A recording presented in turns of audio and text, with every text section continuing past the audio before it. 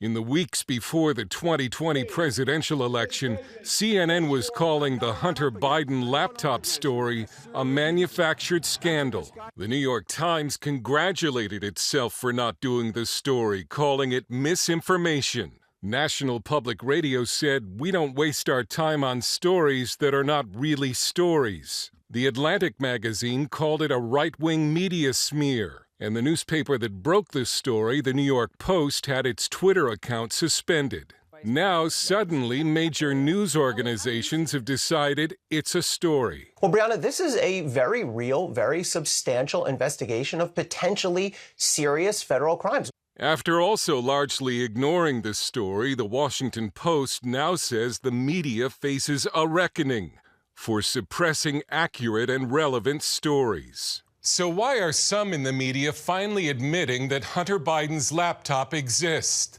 One theory is that indictments are coming. Just 3 weeks before the 2020 presidential election, the New York Post reported the discovery of an abandoned laptop belonging to Joe Biden's son Hunter. It was at a repair shop in Delaware. It contained hundreds of emails appearing to detail a multi-million-dollar influence peddling scheme by the Biden family. In one email, the big guy, believed to be a reference to Joe Biden, is mentioned as possibly getting a 10% cut on a deal with a Chinese energy firm.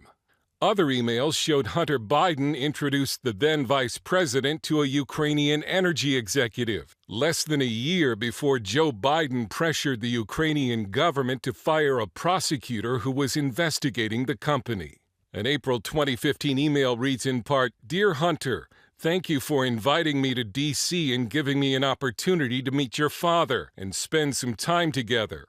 Another read, "Don't mention Joe being involved. It's only when you are face to face. I know you know that, but they are paranoid." Former U.S. Attorney Brett Tolman, now the executive director of Right on Crime, told us the Hunter Biden case is a prosecutor's dream, and that if Hunter's last name wasn't Biden, he would have been indicted before the 2020 election. Almost any U.S. attorney that looks at this would be looking at this as a scheme and a conspiracy, which is a standalone federal crime. Tolman says he would have immediately executed search warrants on the financial records of the Biden family, including Joe and Jill Biden. I would have secured FISA warrants, wanted to see, what we were dealing with, what kind of money is coming into an individual that could compromise, the highest levels of our government. Joe and Hunter Biden have stated repeatedly that the then vice president had no involvement in his son's foreign business dealings. I want to get to the heart of it. Did you and your father ever discuss Ukraine? No. As I said, the only time was after a news account, and it wasn't a discussion in any way. There's no but to this. No, we never did. Your dad said, "I hope you know what you're doing." I hope you know what you're doing. I do? And I said, I do. And that was literally the end of our discussion. The major media narrative now seems to be that while the allegations against Hunter Biden are serious, none of this implicates his father.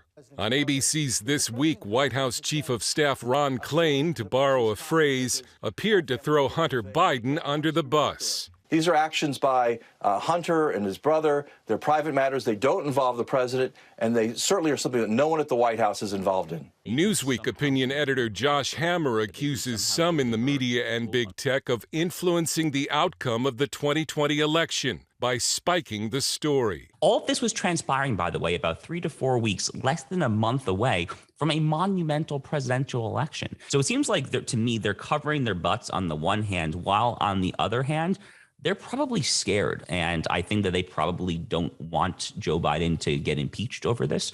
So they're trying to, I think, finagle this kind of middle ground approach. That's my best read of the situation, at least. Award-winning journalist Peter Boyer, who has worked at the New York Times as well as the New Yorker and in television, said media outlets didn't do the story simply because they didn't like it or the effect it could have on the election. The excuse they used at the time was that they couldn't verify it, which is, of course, a load of hogwash. They said, no, we're not going to cover this story. We don't like people who are associated with this story. We're not crazy about the effect this story might have, so we're not going to do it. An equal or bigger scandal than what was found on Hunter Biden's laptop could be how the mainstream media refused to report it until they had to. Dale Hurd, CBN News.